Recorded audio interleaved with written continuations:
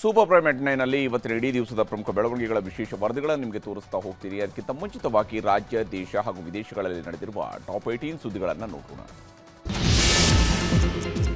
ಅಬಕಾರಿ ಇಲಾಖೆಯಲ್ಲಿ ಲಂಚಾವತಾರ ಪ್ರಕರಣದಿಂದಾಗಿ ಸಚಿವ ತಿಮ್ಮಾಪುರ್ಗೆ ಸಂಕಷ್ಟ ಎದುರಾಗಿದೆ. ಈಗಾಗಲೇ ಸಚಿವರ ವಿರುದ್ಧ ಲೋಕಾಯುಕ್ತದಲ್ಲಿ ದೂರು ದಾಖಲಾಗಿದ್ದು, ಆರ್ಬಿ ತಿಮ್ಮಾಪುರ ತಲೆದಂಡಕ್ಕೆ ಬಿಜೆಪಿ ಪಟ್ಟು ಹಿಡಿದಿದೆ. ಈ ಕುರಿತು ಪ್ರತಿಕ್ರಿಯಿಸಿರುವ ಸಿಎಂ, ಸಚಿವರ ಬಳಿ ವಿವರಣೆ ಪಡಿತೇನೆ ಅಂತ ಹೇಳಿದ್ದಾರೆ. ಇನ್ನು ಆರೋಪಕ್ಕಿಂತ ಸೂಕ್ತ ದಾಖಲೆಗಳಿದ್ರೆ ಕೊಡಿ ಅಂತ ಸಚಿವ ರಾಮಲಿಂಗಾರೆಡ್ಡಿ ಬಿಜೆಪಿಗೆ ತಿರುಗೇಟು ಕೊಟ್ಟಿದ್ದಾರೆ.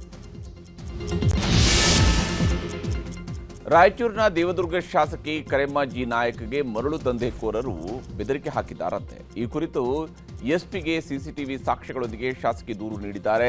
ಅಕ್ರಮ ಮರಳುಗಾರಿಕೆ ತಡೆಯಲು ಹೋದರೆ ಕಚೇರಿ ಬಳಿ ಬಂದು ಬೆದರಿಕೆ ಹಾಕಿದ್ದಾರೆ ಅಂತ ಆರೋಪಿಸಿದ್ದಾರೆ. ಪರಿಶೀಲನೆ ನಡೆಸಿ ಕ್ರಮ ಕೈಗೊಳ್ಳುವುದಾಗಿ ಎಸ್ಪಿ ಹೇಳಿದ್ದಾರೆ.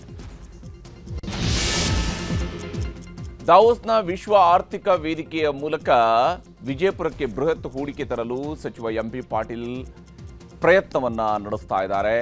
ಭಾರತದಲ್ಲಿ ಕೋಕಾ ಕೋಲಾ ಕಂಪನಿ 25,760 ಕೋಟಿ ರೂಪಾಯಿಗಳ ಹೂಡಿಕೆಗೆ ನಿರ್ಧರಿಸಿದೆ. ಇದರಲ್ಲಿ ತಮ್ಮ ಕ್ಷೇತ್ರಕ್ಕೆ ಸಿಂಹ ಪಾಲು ತರುವುದಕ್ಕೆ ಸಚಿವ ಎಂಬಿ ಪಾಟೀಲ್ ಕಸರತ್ತು ನಡೆಸಿದ್ದು, ಉದ್ಯಮಿಗಳ ಜೊತೆಗೆ ಚರ್ಚೆ ನಡೆಸಿದ್ದಾರೆ. ವಿಶ್ವ ಆರ್ಥಿಕ ವೇದಿಕೆಯ ಸಮಾವೇಶದಲ್ಲಿ ಪಾಲ್ಗೊಳ್ಳಲು ಡಿಸಿಎಂ ಡಿಕೆ ಶಿವಕುಮಾರ್ 2 ದಿನ ತಡವಾಗಿ ದಾವೋಸ್ಗೆ ತೆರಳಿದ್ದಾರೆ. ಜನವರಿ 18ರಂದು ಡಿಕೆಶಿ ದಾವೋಸ್ಗೆ ತೆರಳಬೇಕಿತ್ತು. ಆದರೆ ವರಿಷ್ಠರ ಜೊತೆ ಸಭೆ ಹಿನ್ನೆಲೆಯಲ್ಲಿ ಪ್ರವಾಸ ರದ್ದಾಗಿತ್ತು. ಶಿವಕುಮಾರ್ ಜೊತೆಗೆ ಬಿಡಿಎ ಅಧ್ಯಕ್ಷ ಹ್ಯಾರಿಸ್ ಪ್ರಯಾಣಿಸಿದ್ದು, ಜನವರಿ 25ರಂದು ವಾಪಸ್ಸಾಗುವ ಸಾಧ್ಯತೆ ಇದೆ. ಅಖಿಲ ಭಾರತ ವೀರಶೈವ ಮಹಾಸಭಾದ ಅಧ್ಯಕ್ಷರಾಗಿ ಈಶ್ವರ್ ಖಂಡ್ರೆ ಆಯ್ಕೆಯಾಗಿದ್ದಾರೆ. ಶಾಮನೂರು ಶಿವಶಂಕರಪ್ಪ ಅವರ ನಿಧನದಿಂದ ತೆರವಾಗಿದ್ದ ಸ್ಥಾನಕ್ಕೆ ಸಚಿವ ಖಂಡ್ರೆ ಅಧ್ಯಕ್ಷರಾಗಿ ಆಯ್ಕೆಯಾಗಿದ್ದಾರೆ. ಬೆಂಗಳೂರಿನಲ್ಲಿ ನಡೆದಂತಹ ಕಾರ್ಯಕಾರಿಣಿ ಸಭೆಯಲ್ಲಿ ಎಲ್ಲ ಸದಸ್ಯರು ಒಮ್ಮತ ವ್ಯಕ್ತಪಡಿಸಿದ ಹಿನ್ನೆಲೆಯಲ್ಲಿ ಅವಿರೋಧವಾಗಿ ಈಶ್ವರ್ ಖಂಡ್ರೆ ಅವರನ್ನು ಆಯ್ಕೆ ಮಾಡಲಾಗಿದೆ. ನಾಳೆ ಶಿವೈಕ್ಯ ಡಾಕ್ಟರ್ ಶಿವಕುಮಾರ ಸ್ವಾಮೀಜಿಗಳ 7ನೇ ವರ್ಷದ ಪುಣ್ಯ ಸ್ಮರಣೆ. ಹೀಗಾಗಿ ನಾಳೆ ಉಪರಾಷ್ಟ್ರಪತಿ ಸಿಪಿ ರಾಧಾಕೃಷ್ಣನ್ ತುಮಕೂರಿನ ಸಿದ್ಧಗಂಗಾ ಮಠಕ್ಕೆ ಆಗಮಿಸಲಿದ್ದಾರೆ. ತುಮಕೂರಿನ ವಿಶ್ವವಿದ್ಯಾಲಯ ಹೆಲಿಪ್ಯಾಡ್ಗೆ ಬಂದಿಳಿದು ಬಳಿಕ ಕ್ಯಾತ್ಸಂದ್ರದಲ್ಲಿರುವಂತಹ ಸಿದ್ಧಗಂಗಾ ಮಠಕ್ಕೆ ಆಗಮಿಸಲಿದ್ದಾರೆ. ಗದ್ದುಗೆ ಪೂಜೆಯನ್ನು ಸಲ್ಲಿಸಿ ಇದಾದ ನಂತರ ವೇದಿಕೆ ಕಾರ್ಯಕ್ರಮದಲ್ಲಿ ಭಾಗಿಯಾಗಲಿದ್ದಾರೆ. ಐತಿಹಾಸಿಕ ಲಕ್ಕುಂಡಿಯಲ್ಲಿ ಬಗೆದಷ್ಟು ರಹಸ್ಯಗಳು ಬಯಲಾಗ್ತಿವೆ. 5ನೇ ದಿನದ ಉತ್ಖನನದ ವೇಳೆ 2ನೇ ದಿನ ಗೋಚರವಾಗಿದ್ದ ಶಿವಲಿಂಗದ ಪಾಣಿಪೀಠವನ್ನು ಹೊರತೆಗೆಯಲಾಗಿದೆ. ಅಲ್ಲದೆ ಪುರಾತನ ಕಾಲದ ಮಡಿಕೆ, ಕವಡೆಗಳು ಪತ್ತೆಯಾಗಿವೆ. ಮತ್ತೊಂದೆಡೆ ಗ್ರಾಮದ ಮನೆಯಲ್ಲೇ ಹುದುಗಿ ಹೋಗಿದ್ದ ಚಾಲುಕ್ಯರ ಕಾಲದ ಪುರಾತನ ದೇಗುಲ ಪತ್ತೆಯಾಗಿದೆ. ಸೂಕ್ತ ಪರಿಹಾರ ಕೊಟ್ಟರೆ ಮನೆ ಬಿಟ್ಕೊಡ್ತೀವಿ ಅಂತ ಮನೆಯಲ್ಲಿದ್ದವರು ಹೇಳ್ತಾ ಇದ್ದಾರೆ. ಕರ್ನಾಟಕ ಚಲನಚಿತ್ರ ವಾಣಿಜ್ಯ ಮಂಡಳಿ ಅಧ್ಯಕ್ಷ ಸ್ಥಾನದ ಚುನಾವಣೆ ರಂಗೇರಿದೆ. ಅಧ್ಯಕ್ಷ ಸ್ಥಾನಕ್ಕೆ ಬಿಜೆಪಿಯ ಶಾಸಕ ಹಾಗೂ film producer Munirathna, CM Siddaramaiah ಬಣದ ಜಯಮಾಲಾ ನಾಮಪತ್ರವನ್ನು ಸಲ್ಲಿಸಿದ್ದಾರೆ. ಮತ್ತೊಂದೆಡೆ ಡಿಕೆ ಶಿವಕುಮಾರ್ ಅವರ ಆಪ್ತ ಭಾಮ ಹರೀಶ್ ಕೂಡ ಚುನಾವಣೆಯಲ್ಲಿ ಸ್ಪರ್ಧಿಸಿದ್ದಾರೆ. ಜನವರಿ 31ಕ್ಕೆ ಚುನಾವಣೆ ನಡೆಯಲಿದ್ದು, ಭಾರೀ ಕುತೂಹಲವನ್ನು ಹುಟ್ಟುಹಾಕಿದೆ. ಕಿಚ್ಚ ಸುದೀಪ್ ನಿರ್ಮಾಣದ ವಾರಸ್ದಾರ ಧಾರಾವಾಹಿ ಮತ್ತೆ ಸದ್ದು ಮಾಡ್ತಾ ಇದೆ. ಕೇಸ್ ವಾಪಸ್ ವೇಳೆ ನಿರ್ಧಾರ ಮಾಡಿದಂತೆ ಬಾಕಿ ಹಣ ನೀಡಿಲ್ಲ ಅಂತ ಚಿಕ್ಕಮಗಳೂರಿನ ಕಾಫಿ ತೋಟದ ಮಾಲೀಕ ದೀಪಕ್ ಆರೋಪಿಸಿದ್ದಾರೆ. ಬೈಗೂರಿನಲ್ಲಿ ವಾರಸ್ದಾರ ಧಾರಾವಾಹಿ ಚಿತ್ರೀಕರಣದ ವೇಳೆ ಕಾಫಿ ತೋಟ ನಾಶ ಮಾಡಲಾಗಿತ್ತು. ಹೀಗಾಗಿ ಪ್ರಕರಣ ಕೋರ್ಟ್ ಮೆಟ್ಟಿಲೇರಿ ಅದಾದ ನಂತರ ರಾಜಿ ಸಂಧಾನ ನಡೆದಿತ್ತು. ರೇಣುಕಾಸ್ವಾಮಿ ಕೊಲೆ ಪ್ರಕರಣದಲ್ಲಿ ಜೈಲಿನಲ್ಲಿರುವ ಪವಿತ್ರ ಗೌಡಗೆ ಮನೆಯೂಟ ಮರೀಚಿಕೆಯಾಗಿದೆ. ಪವಿತ್ರಕ್ಕೆ ಮನೆಯೂಟ ನೀಡುವಂತೆ ಸೆಷನ್ಸ್ ಕೋರ್ಟ್ ಆದೇಶಿಸಿತ್ತು. ಆದೇಶ ಪ್ರಶ್ನಿಸಿ ಪ್ರಾಸಿಕ್ಯೂಷನ್ ಅರ್ಜಿ ಸಲ್ಲಿಸಿತ್ತು. ಅರ್ಜಿ ವಿಚಾರಣೆ ನಡೆಸಿರುವಂತಹ ಹೈಕೋರ್ಟ್ ಪೀಠ ಆದೇಶಕ್ಕೆ ತಡೆ ನೀಡಿ ವಿಚಾರಣೆಯನ್ನು ಫೆಬ್ರವರಿ 3ಕ್ಕೆ ಮುಂದೂಡಿದೆ. ಶಬರಿಮಲೆ ದೇಗುಲದ ಚಿನ್ನ ಕಳ್ಳತನ ಪ್ರಕರಣದ ತನಿಖೆಗೆ ಎಸ್ಐಟಿ ತನಿಖೆಯ ಬೆನ್ನಲ್ಲೇ ಇಡಿ ಎಂಟ್ರಿ ಕೊಟ್ಟಿದೆ. ಬೆಂಗಳೂರು, ಬಳ್ಳಾರಿ, ತಮಿಳುನಾಡು, ಕೇರಳ ಸೇರಿದಂತೆ 21 ಕಡೆ ಇಡಿ ದಾಳಿ ನಡೆಸಿದೆ. ಚಿನ್ನಗಳ್ಳತನ ಆರೋಪದಲ್ಲಿ ಜೈಲಿನಲ್ಲಿರುವ ಬಳ್ಳಾರಿಯ ರೊದ್ದಂ ಜ್ಯುವೆಲರಿ ಮಾಲೀಕ ಗೋವರ್ಧನ್ ಕಚೇರಿ, ಮನೆ, ಶಬರಿಮಲೆ ತಂತ್ರಿಯಾಗಿದ್ದ ಬೆಂಗಳೂರಿನ ಶ್ರೀರಾಂಪುರದ ನಿವಾಸಿ ಉನ್ನಿಕೃಷ್ಣ ನಿವಾಸದ ಮೇಲೆ ದಾಳಿ ನಡೆದಿದೆ. ತಮಿಳುನಾಡು ಸರ್ಕಾರ ಮತ್ತು ರಾಜ್ಯಪಾಲ ಆರ್.ಎನ್. ರವಿ ನಡುವಿನ ಸಂಘರ್ಷ ಮತ್ತೆ ಪ್ರತಿಧ್ವನಿಸಿದೆ. ಅಧಿವೇಶನದ ಮೊದಲ ದಿನವೇ ರಾಷ್ಟ್ರಗೀತೆ ವಿವಾದ ಉದ್ಭವಿಸಿದೆ. ಹೀಗಾಗಿ ಸದನ ಉದ್ದೇಶಿಸಿ ಮಾತನಾಡದೆ ಕಲಾಪದಿಂದ ಗವರ್ನರ್ ಹೊರ ನಡೆದರು. ಇದು ಅವರ 3ನೇ ಬಹಿಷ್ಕಾರವಾಗಿದ್ದು 2024-25ರಲ್ಲಿಯೂ ಕೂಡ ಇದೇ ರೀತಿಯ ಪರಿಸ್ಥಿತಿ ಸೃಷ್ಟಿಯಾಗಿತ್ತು.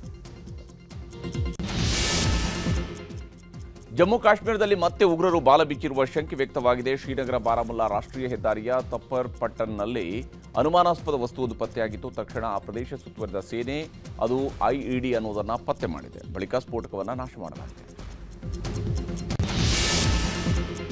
ಗ್ರೀನ್ಲ್ಯಾಂಡ್ ವಶಕ್ಕೆ ಪಡೆಯುವ ಯತ್ನದಲ್ಲಿರುವ ಅಮೆರಿಕದ ಅಧ್ಯಕ್ಷ ಡೊನಾಲ್ಡ್ ಟ್ರಂಪ್ ದಾವೋಸ್ನ ವಿಶ್ವ ಆರ್ಥಿಕ ವೇದಿಕೆಯ ಫೋರಂನಲ್ಲಿ ಭಾಗಿಯಾಗಿದ್ದಾರೆ. ಟ್ರಂಪ್ ವಿರುದ್ಧ ಯುರೋಪಿಯನ್ ಒಕ್ಕೂಟ ಆಕ್ರೋಶಗೊಂಡಿದ್ದು, ಈ ಬೆನ್ನಲ್ಲೇ ಟ್ರಂಪ್ ಕೂಡ ಭಾಗಿಯಾಗಿರುವಂಥದ್ದು ಕುತೂಹಲ ಮೂಡಿಸಿದೆ. ಗ್ರೀನ್ಲ್ಯಾಂಡ್ ವಶಪಡಿಸಿಕೊಳ್ಳಲು ತುದಿಗಾಲಲ್ಲಿ ನಿಂತಿರುವಂತಹ ಅಮೆರಿಕ ಅಧ್ಯಕ್ಷ ಡೊನಾಲ್ಡ್ ಟ್ರಂಪ್ ಹೊಸ ಭೌಗೋಳಿಕ ಮ್ಯಾಪ್ ಹಂಚಿಕೊಂಡಿದ್ದಾರೆ. ಗ್ರೀನ್ಲ್ಯಾಂಡ್, ಕೆನಡಾ ಮತ್ತು ವೆನೆಜುವೆಲಾವನ್ನ ಸೇರಿಸಿ ತಮ್ಮ ಟ್ರುತ್ ಪೇಜ್ನಲ್ಲಿ ಪೋಸ್ಟ್ ಮಾಡಿದ್ದಾರೆ. ಮತ್ತೊಂದೆಡೆ ಗ್ರೀನ್ಲ್ಯಾಂಡ್ನಲ್ಲಿ ಟ್ರಂಪ್ ವಿರುದ್ಧ ಜನ ಬೀದಿಗಿಳಿದಿದ್ದು ಭಾರೀ ಪ್ರತಿಭಟನೆ ನಡೆದಿದೆ.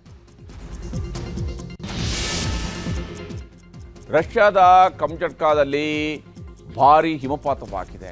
ಚಳಿಗಾಲದ ಹಿನ್ನೆಲೆಯಲ್ಲಿ ಅಧಿಕ ಹಿಮಪಾತವಾಗಿದ್ದು ಜನ ತತ್ತರಿಸಿದ್ದಾರೆ. ಮನೆ ಹಾಗೂ ರಸ್ತೆಗಳ ಮೇಲೆ ರಾಶಿ ಹಿಮ ಬಿದ್ದಿದ್ದು ದಾಖಲೆ ಪ್ರಮಾಣದ ಹಿಮಪಾತದಿಂದಾಗಿ ಜನರು ಮನೆಗಳಿಂದ ಹೊರಬರಲಾರದಂತಹ ಸ್ಥಿತಿ ನಿರ್ಮಾಣವಾಗಿದೆ. ಇನ್ನು ಮುಖ್ಯಮಂತ್ರಿ ಕುರ್ಚಿ ವಿಚಾರದಲ್ಲಿ ನಡೀತಾ ಇರುವಂತಹ ಹಗ್ಗಜಗ್ಗಾಟದಲ್ಲಿ ಈಗ ತಾಳ್ಮೆಯ ಪಾಠ ಶುರುವಾಗಿದೆ. ಪ್ರಾರ್ಥನೆ, ನಂಬಿಕೆ ಬಗ್ಗೆ ಡಿ.ಕೆ. ಶಿವಕುಮಾರ್ ಅವರು ಮಾತಾಡ್ತಾ ಇದ್ದಾರೆ. ತಾಳ್ಮೆ ಇದೆ, ಕಾದು ನೋಡೋಣ ಅಂತ ಡಿ.ಕೆ. ಸುರೇಶ್ ಅವರು ಹೇಳಿದ್ದಾರೆ. ಮತ್ತೊಂದೆಡೆ ಸಿಎಂ ಸಿದ್ದರಾಮಯ್ಯನವರು ಹೈಕಮಾಂಡ್ ಕರೆದರಷ್ಟೇ ದೆಹಲಿಗೆ ಹೋಗ್ತೀನಿ ಅಂತ ಹೇಳ್ತಾ ಇದ್ದಾರೆ. ಅಧಿಕಾರ ಯಾರಿಗೂ ಅಷ್ಟು ಸುಲಭವಾಗಿ ಬರಲ್ಲ. ನಾವಿಲ್ಲಿ ಬರದೆ ನಮ್ಮ ರಾಜಕೀಯಕ್ಕೋಸ್ಕರ ನಾವಿಲ್ಲಿ ನಮ್ಮ ಅಣ್ಣನ ಹಣೆಯಲ್ಲಿ ಬರೆದಿದ್ರೆ ಮುಖ್ಯಮಂತ್ರಿ ಆಗ್ತಾರೆ. ಒಂದೇ ಮಾತಲ್ಲಿ ಹೇಳೋದಾದ್ರೆ time will answer for everything. ಮುಗಿದ ದೆಹಲಿ ಯಾತ್ರೆ, ಮುಗಿಯದ ನಂಬಿಕೆ ಪ್ರಶ್ನೆ. ಡಿಕೆಶಿ ಸಿಎಂ ಆಗುವ ಕಾಲ ಹತ್ತಿರವೋ ದೂರವೋ? ಹೋಗಿದ್ದು ಅಸ್ಸಾಂ ಚುನಾವಣೆಗೆ ಸಂಬಂಧಿಸಿದ ಸಭೆಗಾದ್ರೂ ಮನಸ್ಸು ತುಂಬಾ ಇದ್ದಿದ್ದು ಸಿಎಂ ಪಟ್ಟದ ಬಗ್ಗೆ ಕನಸು. ದೆಹಲಿಗೆ ಹೋಗೋದಿಕ್ಕೆ 3 ದಿನ ಮೊದಲು ಮೈಸೂರು ಏರ್ಪೋರ್ಟ್ನ ರನ್ವೇಯಲ್ಲಿ ರಾಹುಲ್ ಗಾಂಧಿ ಜೊತೆ ಗುಪ್ತು ಮಾತಾಡಿದ್ದರು ಶಿವಕುಮಾರ್. ಆಗ ರಾಹುಲ್ ಕೂಡ ನಾವೇ ದೆಹಲಿಗೆ ಕರೀತೀವಿ ಅಂದಿದ್ರಂತೆ. ಆದ್ರೆ ಅಲ್ಲಿಗೆ ಹೋದ್ಮೇಲೆ ಅಸ್ಸಾಂ ಚುನಾವಣೆ ಗೆಲ್ಲೋದೊಂದೇ ಡಿಕೆಶಿಗೆ ಹೈಕಮಾಂಡ್ ಕೊಟ್ಟಿರೋ ಟಾಸ್ಕ್.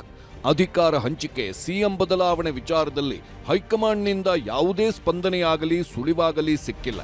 ಹೀಗೆ ಅಣ್ಣ ಡಿಕೆಶಿ ಕಾಲದ ಮೇಲೆ ನಂಬಿಕೆ ಇಟ್ಟು ಇವತ್ತು ದಾವೂಸ್ ವಿಮಾನ ಹತ್ತಿರೋವಾಗಲೇ ತಮ್ಮ ಡಿ.ಕೆ. ಸುರೇಶ್ ಬೆಂಗಳೂರಿನಲ್ಲಿ ಮತ್ತೊಂದು ದಾಳ ಉರುಳಿಸಿದ್ದಾರೆ. ಅಣ್ಣನ ಪರ ಬ್ಯಾಟ್ ಬೀಸಿರುವ ಸುರೇಶ್ ಅಷ್ಟೇ ನಾಜೂಕಾಗಿ ತಮ್ಮ ಬಣದ ಸಂದೇಶ ರವಾನಿಸುವ ಪ್ರಯತ್ನ ಮಾಡಿದ್ದಾರೆ. ನೋಡಿ, ಪಕ್ಷ ಆಲ್ರೆಡಿ ಹೇಳಿದೆ ತಾಳ್ಮೆಯಿಂದ ಇರಿ ಅಂತೇಳಿ. ಎಲ್ಲ 140 ಶಾಸಕರನ್ನು ಒಟ್ಟಾಗಿ ತೆಗೆದುಕೊಂಡು ಹೋಗಬೇಕು ಅನ್ನೋ ಗುರಿಯನ್ನು ಇಟ್ಕೊಂಡು ಪಕ್ಷದ ಆದೇಶಕ್ಕೋಸ್ಕರ ಕಾಯ್ತಾ ಇದೆ. ಅಧಿಕಾರ ಯಾರಿಗೂ ಅಷ್ಟು ಸುಲಭವಾಗಿ ಬರಲ್ಲ. ನಾನು ಮೊದಲೇ ಹೇಳಿದ್ದೀನಿ, ನಮ್ಮ ಅಣ್ಣನ ಹಣೆಯಲ್ಲಿ ಬರೆದಿದ್ರೆ ಮುಖ್ಯಮಂತ್ರಿ ಆಗ್ತಾರೆ ಅಂತೇಳಿ. ಅಷ್ಟು ಸುಲಭವಾಗಿ ಸಿಗುವಂಥದ್ದಲ್ಲ. ನೊಂದ ಕಾರ್ಯಕರ್ತರುಗಳ ಹಿತದೃಷ್ಟಿಯಿಂದ ಎಲ್ಲವನ್ನೂ ಕೂಡ ತಾಳ್ಮೆಯಿಂದನೇ ನೋಡಬೇಕಾಗ್ತದೆ, ತಾಳ್ಮೆಯಿಂದನೇ ಇರಬೇಕಾಗ್ತದೆ. ಜೊತೆಗೆ ಅವರು ಪಕ್ಷದ ಅಧ್ಯಕ್ಷರಾಗಿದ್ದಾರೆ. ಅವರಲ್ಲಿ ಮೊದಲು ಶಿಸ್ತು ಕಾಣಬೇಕು. ಇದೇ ವೇಳೆ ಅಧಿಕಾರ ಬಿಟ್ಟುಕೊಡೋದು ಎಂಥವರಿಗೂ ಕಷ್ಟದ ಕೆಲಸವೇ ಎನ್ನುವ ಮೂಲಕ ಸಿಎಂ ಸಿದ್ದರಾಮಯ್ಯನವರಿಗೂ ಪರೋಕ್ಷವಾಗಿ ಸಂದೇಶ ಕೊಟ್ಟರು ಡಿಕೆ. ಕೆಲವೊಮ್ಮೆ ಪಂಚಾಯಿತಿ ಚೇರ್ಮನ್ಗಳೇ ಬಿಟ್ಟುಕೊಡೋದಿಲ್ಲ, ಅಂಥದ್ರಲ್ಲಿ ಸಿಎಂ ಕುರ್ಚಿ ಸುಲಭವಾಗಿ ಸಿಗುತ್ತಾ ಎಂದ್ರು. ಅಹಿಂದ ಟ್ರಂಪ್ ಕಾರ್ಡ್ ಮುಂದಿಟ್ಟಿರುವ ಸಿಎಂಗೆ ಟಾಂಗ್ ಕೊಟ್ಟ ಡಿ.ಕೆ. ಸುರೇಶ್ ಒಂದು ಸಮುದಾಯ, ಜಾತಿಯ ಮತಗಳಿಂದ ಅಧಿಕಾರ ಬರುತ್ತೆ ಅನ್ನೋದು ಸರಿಯಲ್ಲ ಎಂದ್ರು. ಏನು ಪಂಚಾಯಿತಿ ಚೇರ್ಮನ್ಗಳೇ ಬಿಡಲ್ಲಪ್ಪ, ನಾವು ಮಾಡಿದ್ದು ಚೇರ್ಮನ್ಗಳು ಹಣ ಮದುವೆ ಆಗೋಗ್ಲಿ ಅಂತಾನೆ. ಒಬ್ಬ ರಾಜಕಾರಣಿಗೆ ಒಕ್ಕಲಿಗರ ಓಟು ಬೇಕು, ಲಿಂಗಾಯತರ ಓಟು ಬೇಕು, ಪರಿಷ್ಠ ಜಾತಿ ಓಟು ಬೇಕು, ಪರಿಷ್ಠ ಪಂಗಡದ ಓಟು ಬೇಕು. ಈ ಜಾತಿ ಮೇಲೆ ನಡೆಯುವಂಥ ರಾಜಕಾರಣಗಳು. ಸೊ ಶಿವಕುಮಾರ್ ಅವರು ಯಾವತ್ತೂ ಕೂಡ ಪಕ್ಷಕ್ಕೆ ನಿಷ್ಠರಾಗಿದ್ದಾರೆ ಹೊರತು ವ್ಯಕ್ತಿಗೆ ನಿಷ್ಠರಾಗಿಲ್ಲ. ಇಷ್ಟೆಲ್ಲ ಆಗುತ್ತಿದ್ದರೂ ಕೂಡ ಅಧಿಕಾರ ಹಂಚಿಕೆ ಬಗ್ಗೆ ಇನ್ನೂ ಗುಟ್ಟು ಬಿಟ್ಟು ಕೊಡುತ್ತಿಲ್ಲ ಹೈಕಮಾಂಡ್. ಸಿಎಂ, ಡಿಸಿಎಂ ಅನೇಕ ಬಾರಿ ದೆಹಲಿಗೆ ಹೋದ್ರೂ ಆ ಚರ್ಚೆ ಇಲ್ಲವೇ ಇಲ್ಲ. ನಿನ್ನೆ ಮಲ್ಲಿಕಾರ್ಜುನ್ ಖರ್ಗೆ ಅವರನ್ನು ಕೇಳಿದ್ರೂ ಕೂಡ ಏನೂ ಮಾತಾಡಿರಲಿಲ್ಲ. ಹೈಕಮಾಂಡ್ ಏನೂ ಹೇಳದ ಕಾರಣಕ್ಕೆ ಬಜೆಟ್ ಬ್ಯುಸಿಯಲ್ಲಿದ್ದಾರೆ ಸಿಎಂ. ಹೀಗಾಗಿ ಮುಂದಿನ ದಿನಗಳ ಕುತೂಹಲ ಮೂಡಿಸಿವೆ. ಹೈಕಮಾಂಡ್ ಈವರೆಗೆ ಯಾರನ್ನೂ ಕರೆದು ಮಾತನಾಡಿಸುವ ಪ್ರಯತ್ನ ಮಾಡಿಲ್ಲ. ಕರೆದ್ರೆ ಹೋಗ್ತೀನಿ ಅಂತಾರೆ ಸಿಎಂ. ಕರೆದ್ರೆ ಹೋಗ್ತೀನಿ. ಡಿಕೆ ಬ್ರದರ್ಸ್ ಸಿಎಂ ಮಧ್ಯೆ ಇಂಥ ಜಟಾಪಟಿ ನಡೆಯುತ್ತಿರುವಾಗಲೇ ಕೆಲ ಸಚಿವರುಗಳು ಕೂಡ ಮಾತನಾಡಿದ್ದಾರೆ. ಅಧಿಕಾರ ಹಂಚಿಕೆ, ಸಂಪುಟ ಪುನರಚನೆಯಂಥ ವಿಚಾರಗಳು ಸದ್ಯಕ್ಕೆ ಹೈಕಮಾಂಡ್ ಮಟ್ಟದಲ್ಲಿ ಇಲ್ಲ ಅನ್ನೋದಷ್ಟೇ ಎಲ್ಲರ ವಾದವಾಗಿದೆ. ಏನ್ ಬೆಳವಣಿಗೆ ಇಲ್ಲ, ಆ ರೀತಿಯಾಗಿರ್ತಕ್ಕಂಥ ಯಾವ ಮಾಹಿತಿನೂ ಯಾರಿಗೂ ಇಲ್ಲ, ಅದೇನೂ ಇಲ್ಲ. ಏನೋ ಇದ್ರೆ ನಿಮ್ಗೆ ಬಂದೇ ಬರುತ್ತೆ, ನಿಮ್ಗೆ ಹೇಳ್ತೀವಿ. ಮತ್ತೊಂದೆಡೆ ಯಾರೋ ಕೆಲವರು ಹೇಳಿರುವ ಮಾತುಗಳೇ ಕಾಂಗ್ರೆಸ್ ಪಕ್ಷದ ನಿಲುವಾಗುವುದಿಲ್ಲ ಎನ್ನುವ ಮೂಲಕ ಡಿಕೆ ಸುರೇಶ್ ಸೇರಿದಂತೆ ಡಿಸಿಎಂ ಆಪ್ತರ ಮಾತುಗಳಿಗೆ ಟಾಂಗ್ ಕೊಟ್ಟಿದ್ದಾರೆ ಸಚಿವ ಸಂತೋಷ್ ಲಾಡ್. ಒಬ್ಬರಿಬ್ಬರು ಮಾತನಾಡಿದ ತಕ್ಷಣ ಕಾಂಗ್ರೆಸ್ ಅಲ್ಲಲ್ಲ ಸರ್, ಒಬ್ಬೊಬ್ಬರು ಮಾತಾಡಿದ ತಕ್ಷಣ ಕಾಂಗ್ರೆಸ್ ಎಲ್ಲರಾಗೋದಿಲ್ಲ. ನೀವು ಹೇಳಿರ್ತಕ್ಕಂಥ ಸರಿ ಇದೆ.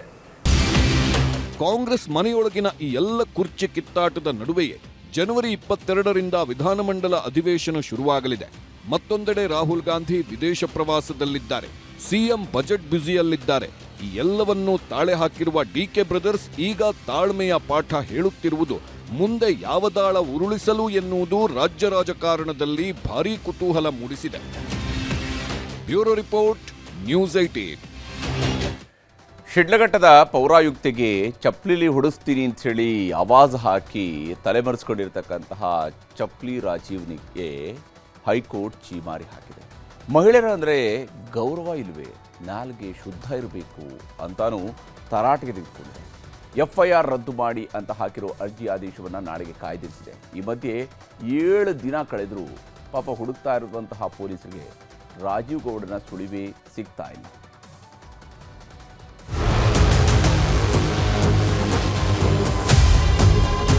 ನಮ್ ಬ್ಯಾನರ್ ಏನೋ ಬಿಚ್ಚಿದ್ರಿ ಅಂತಂದ್ರೆ ಬಂದ್ ಬೆಂಕಿ ಹಚ್ಚಿಬಿಡ್ತೀನಿ ಅಂತ ಹೇಳಿದ್ರಿ. ನಾನು ಇನ್ನ ಒಳ್ಳೆತನ ನೋಡಿದ್ದೀನಿ, ಕೆಟ್ಟತನ ನೋಡಿಲ್ಲ. ಯಾವ ಬಿಚ್ಚಿದ ಎಬ್ಬರ್ಸ್ತೀನಿ ಜನರಲ್ಲಿ ಬಂದು ಹೊಡಿತಾ ಇದ್ರೆ ಚಪ್ಲಿಲಿ ಹೊಡೆಸ್ಕೊಂಡ್ರೆ. ಚಿಕ್ಕಬಳ್ಳಾಪುರ ಜಿಲ್ಲೆಯ ಶಿಡ್ಲಘಟ್ಟದ ಶೂರ ಧಮ್ಕಿ ರಾಜೀವ್ ಗೌಡನಿಗೆ ಇವತ್ತು ಹೈಕೋರ್ಟ್ ಛೀಮಾರಿ ಹಾಕಿದೆ. ಬ್ಯಾನರ್ ತೆಗೆಸಿದ್ದಕ್ಕೆ ಮಹಿಳಾ ಪೌರಾಯುಕ್ತೆ ಅಮೃತ ಗೌಡ ಅವರಿಗೆ ಫೋನ್ನಲ್ಲೇ ಅವಾಚ್ಯವಾಗಿ ಮಾತನಾಡಿದ್ದ ಮಾತಿನ ಮಲ್ಲನಿಗೆ ಹೈಕೋರ್ಟ್ ತರಾಟೆ ತಗೊಂಡಿದೆ. ಚಪ್ಪಲಿಯಲ್ಲಿ ಹೊಡಿತೀನಿ, ಜನರನ್ನೆಲ್ಲ ಕಚೇರಿಗೆ ನುಗ್ಗಿಸಿ ದಂಗೆ ಎಬ್ಬಿಸ್ತೀನಿ ಅಂತ ವೀರಾಧಿ ವೀರನ ತರ ಪೋಸ್ ಕೊಟ್ಟ ಕಾಂಗ್ರೆಸ್ ಮುಖಂಡನ ಪರ ವಕೀಲರಿಗೂ ಹೈಕೋರ್ಟ್ ನ್ಯಾಯಮೂರ್ತಿ ಎಂ ನಾಗಪ್ರಸನ್ನ ಅವರ ಪೀಠ ಕ್ಲಾಸ್ ತಗೊಂಡಿದೆ. ನನ್ನ ಮೇಲೆ ದಾಖಲಾಗಿರುವ FIR ರದ್ದುಪಡಿಸುವಂತೆ ಕೋರಿ ರಾಜೀವ್ ಗೌಡ ವಕೀಲರ ಮೂಲಕ ಹೈಕೋರ್ಟ್ಗೆ ಅರ್ಜಿ ಸಲ್ಲಿಸಿದ್ದ. ಅರ್ಜಿ ವಿಚಾರಣೆ ನಡೆಸಿದ ಹೈಕೋರ್ಟ್ ನ್ಯಾಯಮೂರ್ತಿ ನಾಗಪ್ರಸನ್ನ ಅವರ ಪೀಠದ ಎದುರು ಆರೋಪಿ ರಾಜೀವ್ ಗೌಡ ಪರ ಹಿರಿಯ ವಕೀಲ ವಿವೇಕ್ ಸುಬ್ಬಾರೆಡ್ಡಿ ವಾದ ಮಾಡಿದ್ರು. ಆದರೆ ವಾದವನ್ನೆಲ್ಲ ಕೇಳಿದ ಹೈಕೋರ್ಟ್ ಪೀಠ ಛೀಮಾರಿ ಹಾಕ್ತು. ನನ್ನ ಕಕ್ಷಿದಾರ ರಾಜೀವ್ ಗೌಡ ಅವರ ರಕ್ಷಣೆ ಆಗಬೇಕು. ತನಿಖೆಗೆ ಸಹಕರಿಸಲು ಎಲ್ಲಾ ರೀತಿ ಸಿದ್ಧವಾಗಿದ್ದಾರೆ. ಫೋನ್ನಲ್ಲಿ ಆಡಿದ ಮಾತಿಗೆ ಕ್ಷಮೆಯನ್ನ ಕೇಳಿದ್ದಾರೆ. ಸಾರ್ವಜನಿಕವಾಗಿಯೂ ಕ್ಷಮೆ ಕೇಳಲು ರೆಡಿ ಇದ್ದಾರೆ. ಜೊತೆಗೆ ಪೊಲೀಸರು BNS ಸೆಕ್ಷನ್ 132 ಹಾಕಿದ್ದಾರೆ. ಈ ಕೇಸಿನಲ್ಲಿ BNS ಸೆಕ್ಷನ್ 132 ಅನ್ವಯಿಸುವುದಿಲ್ಲ. ಹೀಗಾಗಿ ಅವರ ಮೇಲಿನ FIR ಕೂಡ ರದ್ದು ಮಾಡಬೇಕು. ಸರ್ಕಾರಿ ಅಧಿಕಾರಿಗೆ ಆಡಿದ ಮಾತುಗಳು ಗೊತ್ತಿವೆ. ಮಹಿಳೆಯರ ಗೌರವಕ್ಕೆ ಧಕ್ಕೆಯಾಗುವ ಮಾತಾಡಿದ್ದಾರೆ. ಮಹಿಳೆಯರಿಗೆ ಅಪಮಾನ ಮಾಡಿರುವ ಮಾತುಗಳಿವೆ. ಈ ಕೇಸ್ನಲ್ಲಿ BNS ಸೆಕ್ಷನ್ 74, 79 ಹಾಕಬೇಕಿತ್ತು. ಪೊಲೀಸರು BNS ಸೆಕ್ಷನ್ 74, 79 ಯಾಕೆ ಹಾಕಿಲ್ಲ? ಈಗಾಗಲೇ ಆಡಿದ ಮಾತಿಗೆ ಕ್ಷಮೆ ಕೇಳಿದ್ದಾರೆ. ಒಮ್ಮೆ ಆಡಿದ ಮಾತನ್ನ ವಾಪಸ್ ಪಡೆಯಲು ಆಗೋದಿಲ್ಲ. ನಿಯಂತ್ರಣವಿಲ್ಲದ ನಾಲಗೆಯೇ ಎಲ್ಲವನ್ನೂ ಹಾಳು ಮಾಡುತ್ತೆ. ನಾಲಗೆ ಶುದ್ಧ ಇರಬೇಕು ಎಂಬ ಅರಿವು ನಿಮಗೆ ಇರಬೇಕು. ಮಾತಿನಿಂದ ಸೃಷ್ಟಿಸುವ ಬಿರುಕು ಹಾಗೇ ಉಳಿದು ಹೋಗುತ್ತೆ. ಅರ್ಜಿದಾರನಿಗೆ ಮಹಿಳೆಯರು ಅಂದರೆ ಗೌರವ ಇಲ್ವೇ? ಅರ್ಜಿದಾರ ಇಂಥ ಮಾತನ್ನೆಲ್ಲ ಹೇಗೆ ಆಡಲು ಸಾಧ್ಯ? ನೀವು ಕ್ಷಮೆ ಕೇಳಿದ್ರೂ ಒಡೆದಿರುವುದು ಒಂದಾಗುವುದಿಲ್ಲ. ಹೀಗೆ ರಾಜೀವ್ ಗೌಡನ ಪರ ವಾದ ಮಂಡಿಸಿದ ವಕೀಲ ವಿವೇಕ್ ಸುಬ್ಬಾರೆಡ್ಡಿ ಅವರನ್ನ ಹೈಕೋರ್ಟ್ ಪ್ರಶ್ನೆ ಮಾಡಿದ್ದು ಆದೇಶವನ್ನ ಕಾಯ್ದಿರಿಸಿದೆ. ಇನ್ನು ಪೌರಾಯುಕ್ತೆಗೆ ಅವಮಾನಿಸಿದ ಕೇಸ್ನಲ್ಲಿ ಸಿಲುಕಿರುವ ರಾಜೀವ್ ಗೌಡ ನಾಪತ್ತೆಯಾಗಿ 7 ದಿನ ಆಯಿತು. ಇದುವರೆಗೂ ರಾಜೀವ್ ಗೌಡ ಎಲ್ಲಿದ್ದಾನೆ, ಏನ್ ಮಾಡ್ತಾ ಇದ್ದಾನೆ ಅಂತಾನೂ ಪೊಲೀಸರು ಗುಟ್ಟು ಬಿಟ್ಕೊಡ್ತಿಲ್ಲ. ಪೊಲೀಸರಿಗೆ ಎಲ್ಲ ಗೊತ್ತಿದ್ರೂ ಸುಮ್ಮನಿದ್ದಾರೆ. ಇದಕ್ಕೆಲ್ಲ ಪ್ರಭಾವಿ ಮಂತ್ರಿಗಳ ಬೆಂಬಲವಿದೆ ಅಂತ ಬಿಜೆಪಿಯವರು ಆರೋಪಿಸ್ತಾ ಇದ್ದಾರೆ. ಅಷ್ಟೇ ಅಲ್ಲ, ಬಿಜೆಪಿ ಸಾಮಾಜಿಕ ಜಾಲತಾಣದಲ್ಲಿ ತಲೆಮರೆಸಿಕೊಂಡಿರುವ ಮಹಿಳಾ ನಿಂದಕ ರಾಜೀವ್ ಗೌಡ ಎಲ್ಲಿರಬಹುದು ಅಂತ ಕಾಣೆಯಾದವರ ಬಗ್ಗೆ ಪ್ರಕಟಣೆಗಳು ಅಂತಾನೂ ಪೋಸ್ಟರ್ ಹರಿಬಿಟ್ಟಿದ್ದಾರೆ.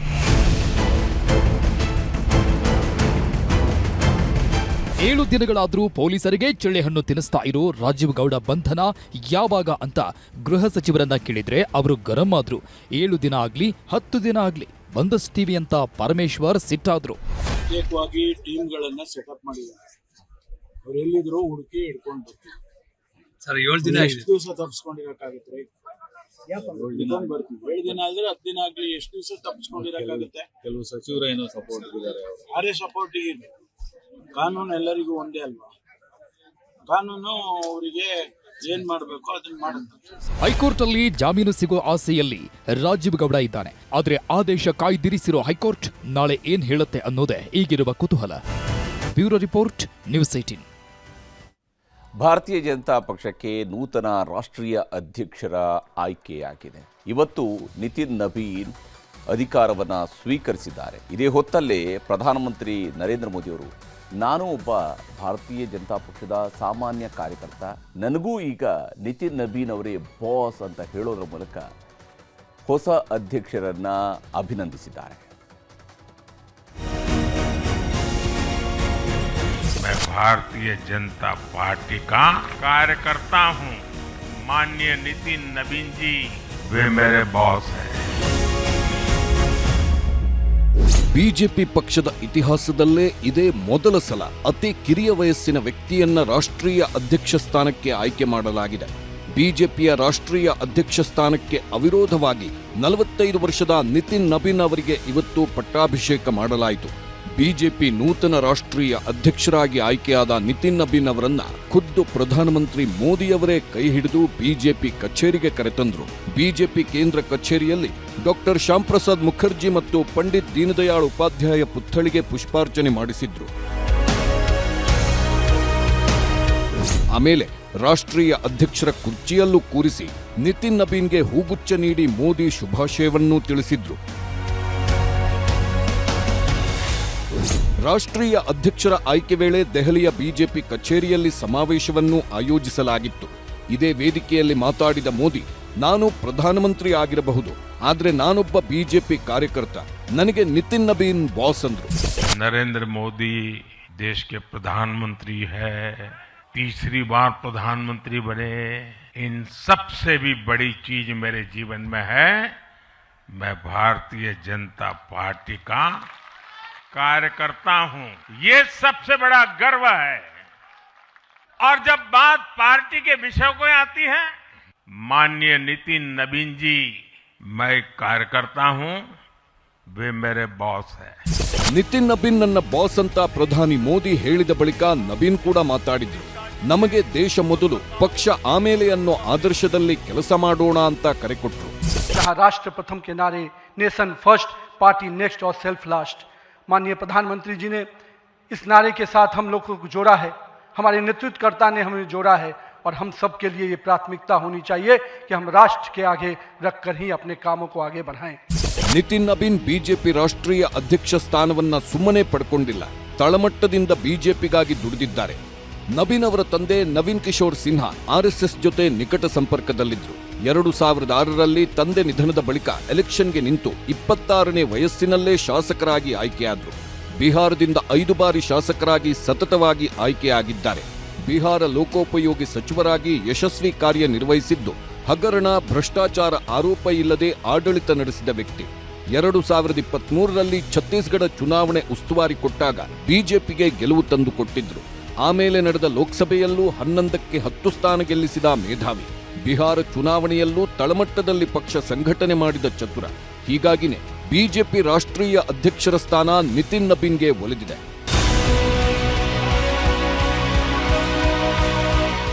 ನಿತಿನ್ ನಬೀನ್ ಅವರಿಗೆ ಈಗ ಮುಂದಿನ ತಮಿಳುನಾಡು, ಕೇರಳ, ಪುದುಚೇರಿ, ಅಸ್ಸಾಂ ಮತ್ತು ಪಶ್ಚಿಮ ಬಂಗಾಳದ ಚುನಾವಣೆ ಗೆಲ್ಲಿಸೋ ಸವಾಲುಗಳಿವೆ. ಈ ಸವಾಲನ್ನ ಹೇಗೆ ಮೆಟ್ಟಿ ನಿಲ್ತಾರೆ ಅನ್ನೋದನ್ನ ಮುಂದೆ ಕಾದು ನೋಡಬೇಕು. Bureau report, news 18.